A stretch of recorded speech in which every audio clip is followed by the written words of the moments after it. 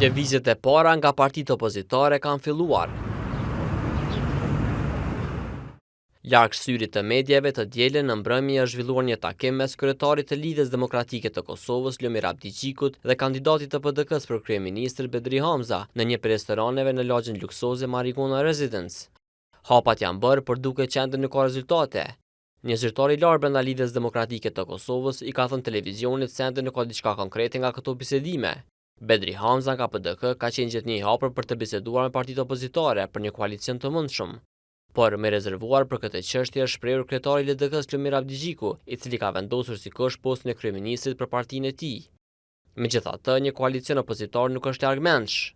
Profesori në Universitetin Agder në Norvegji Abid Hoxha thotë se është krejtësisht demokratike që opozita ta formojë qeverinë nëse partia fituese në këtë rast lëvizjeve të vendosje nuk arrin ta krijojë shumicën. Mendoj se do të ishte plotësisht demokratike që lëvizja vendosje të fillojë me krijimin e qeverisë, nëse dështon të japet mandati dikujt tjetër që të krijojë qeveri. Mendoj se do të ketë zgjedhje edhe një herë, sepse edhe nëse mbahen zgjedhjet mas 3 muajve, rezultati do të jetë i njëjtë.